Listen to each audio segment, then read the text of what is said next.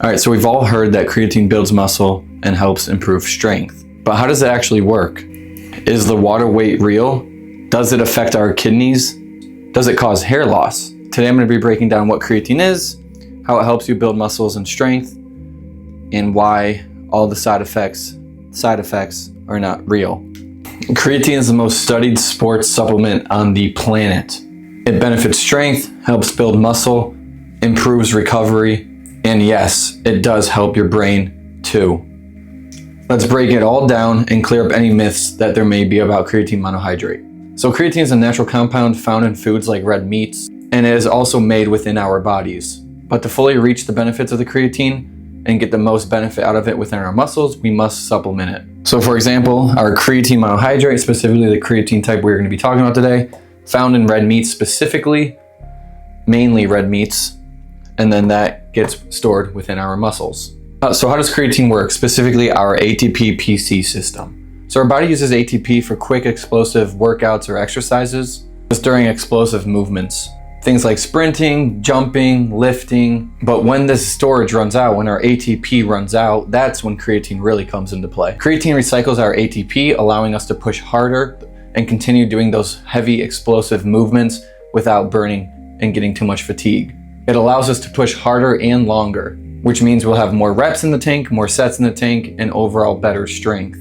So when we supplement creatine with our diet, we have faster recovery, which means we have more and better performance. So I'm sure a lot of you are here for just the muscular and strength benefits that creatine has to offer, so let's quickly go over that and break it down. Creatine helps us lift more weight, perform more reps, recover faster between sets, train harder with less fatigue, and helps us increase lean muscle mass over time. When we get stronger within our training from creatine, that equals more growth, which that equals better results, more prominent results. Creatine is not a steroid, right? It's already produced naturally within our body, and it's all in food that we eat, specifically red meats like we previously mentioned, and it helps us do more work, push past that little threshold that we might usually give out on, and over time this leads just to more gains.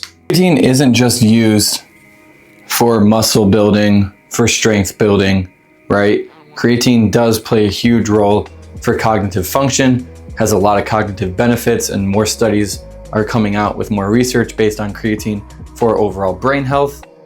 Let's break that down a little bit. So creatine isn't just for our body and our muscles, right? Our brain also uses ATP. Supplement creatine, this can help support our short-term memory. It can help improve our focus, it can help reduce mental fatigue, and it can enhance our performance under stress, like sleep deprivation or heavier studying loads. Now supplementing creatine, right, we know we get it from our diet, but it also is very beneficial for people like vegetarians who don't consume meat, people who have high stress lifestyles, and then for students, athletes, and people who work night shifts where they're sleep deprived and they're not getting enough sleep at night. We went over what creatine does within our muscles, how it improves and helps cognitive function. Let's go over some myths when talking about creatine monohydrate supplementation. The first myth you've probably heard about creatine is that it causes hair loss. Hair loss is very genetic, mainly all genetic. There is no solid scientific evidence supporting that creatine has anything to do with hair loss. Another common myth that you might hear about creatine is that it damages our kidneys, and this is also false. Creatine is very safe, even in long-term use. If you're healthy and hydrated, over 1,000 studies prove that creatine is safe within our body and for our kidneys. And then another myth about creatine is that it causes bloating. This is just completely false as well. What is bloating? Bloating is when we eat a lot of food, right, or something, and our body's not able to digest it fully, or is taking a lot of time to digest it, and then our stomach expands, we feel bloated.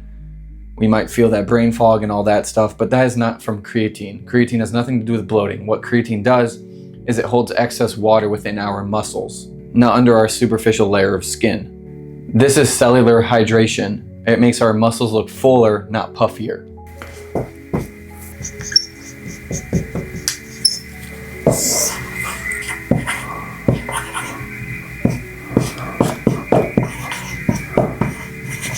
So what is the effective dosage of creatine, and what is the effective timing when supplementing and taking creatine? Well, the standard dose for creatine is 5 grams per day, Now, a lot of people like to take creatine either before or after their workout. Some research has came out saying that supplementing creatine after a workout does improve muscle protein synthesis. However, once we reach that stage where we already are supplementing creatine for months, taking creatine specifically at a certain time throughout the day really won't matter because our body has already built that creatine capacity within our cells. Therefore, as long as we're just getting that dosage of creatine anytime throughout the day, there really is no difference when to take it, when to supplement it. 5 grams daily is what we are expected to take. However, that is for the average individual, right?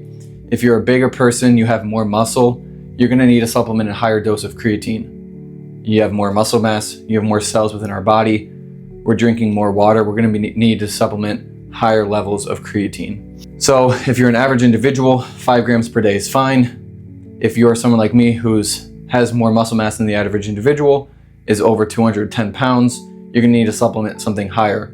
I take around 7 to 8 grams per day. Peak bulk, when I was on 250 pounds, I was dosing 10 grams per day. It just really depends on your musculature and how big of a human you actually are. Now, creatine is okay to take with or without food. You won't feel nauseous or sick if you take it without food like some vitamins and some supplements are. And there's no need to do a loading cycle, right? We do not need to load creatine as long as we're just taking our recommended dosage for our body type. So 5 grams, 8 grams, 10 grams per day, you're gonna be fine, you're gonna be straight. A lot of people also think that you need to cycle creatine. You can take it every day. There's no research out that you need to cycle off creatine and cycle on creatine. It's not a steroid. It's a naturally producing compound within our body, and dosing it every day, taking it every day is perfectly healthy. You can load it 20 grams for 5 days if you wanted to or something like that, but that is very unnecessary. It's not necessary one bit. What matters is just staying consistent and taking it every single day. Creatine is one of the best tools for muscle building, strength building, and overall brain performance. If you're lifting and you're not supplementing creatine, you're likely leaving gains on the table. It's very affordable, it's very cheap. It's the most studied supplement within the fitness industry, and it does help us get a slight edge. It's all backed by science. It is safe, completely safe and harmless for us. And if you're not supplementing creatine, you're missing out. Thank you guys for watching. Drop a like, a comment, and subscribe if you haven't already. As you know, I have my mic in this video, so hopefully the audios are a little more clear.